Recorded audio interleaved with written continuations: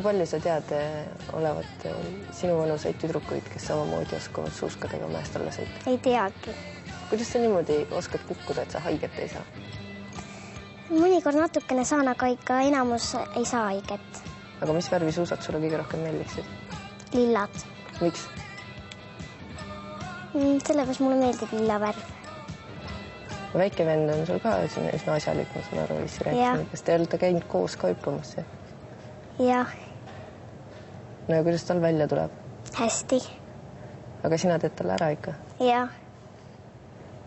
Ja kui kõik koos lähete mäe peale, kes siis kõige parem olla suusataja on? Mina. Täiesti kahtluseta? Ma rääkisin issiga, tema arvas, et ta on ikka parem sust natuke. Natukene siis. Hästi vähe? Jah.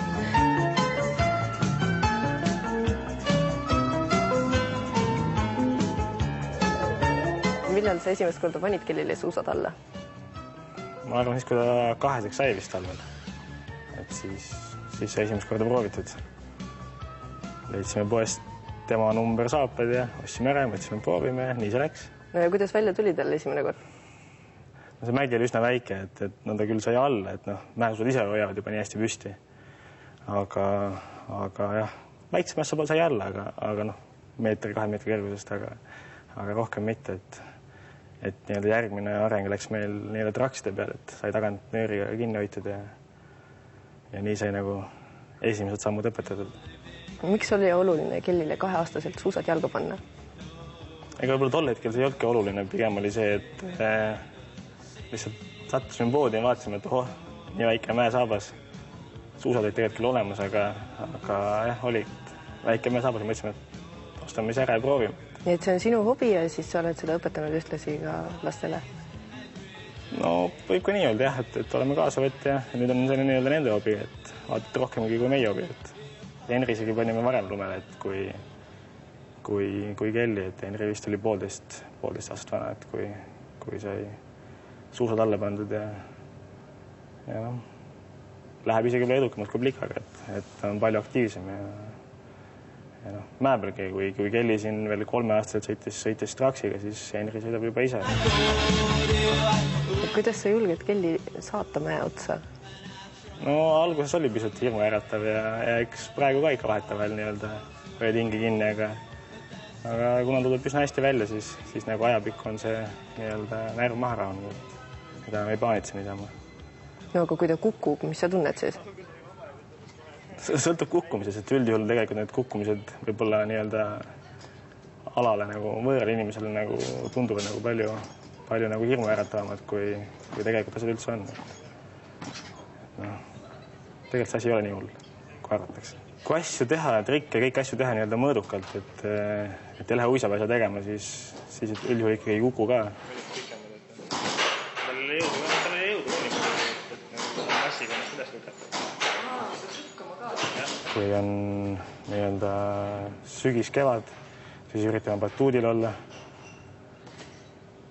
Suvel võimalikult palju siis oleme Männikul, kus on ehitatud vetthüppetornid. Et seal on hea valutu harjutada ja siis talvel võimalik palju lumel. Kui talvel siin Tallinnas lund ei ole, et siis nädalavahetustel üritame olla lume peal kuskil ja siis nädala sees siin batuudi peal.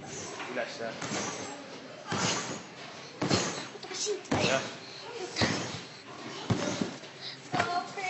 See talv peaks tulema Nõmmele hüppetornide juurde nii-öelda ka hüppemägi, kus siis loodame, et võib-olla saab ka see aasta nädala sees juba harjutada. Aga praegu te käite ju ka Preemia jäähalli taga. No see on jah ka nii-öelda aktivistidel, et kuna sinna koguneb nii-öelda jäähallist kooritud jää või lumi, siis et seal on jah, põhimõtteliselt vara sügisest kuni hiliskevadeni on piisavalt lund, siis sinna on aktivistid ehitanud ka niisuguse väikse võimaluse nii-öelda sügisel ja kevadel harjutamiseks, et suusa ja lumelaua alla panemiseks. Kas sa oled kunagi lugenud ka, mitu hüpet sa järjest teed? Jaa. No? 20 ja 10. 20 ja 10. Ja kas niimoodi tund aega järjest või 2 tundi järjest? Tund aega. Ära ei väsi? Mõnikord väsin. Milline treeningu osa sulle kõige rohkem meeldib? Suusatamine. Miks? Sest et siis saab teistega võidu kogu aeg alla sõita, trikke teha. Ja millisest mäest sulle kõige rohkem meeldib alla sõita? Lume peal. Lume peal, aga mingisugune konkreetne koht on ka? Ei, pargis. Kui mitu korda nädalas sa trenni teed? 5. Tahaksid sa rohkem teha? Jaa. Miks? Sest et siis on põnevam.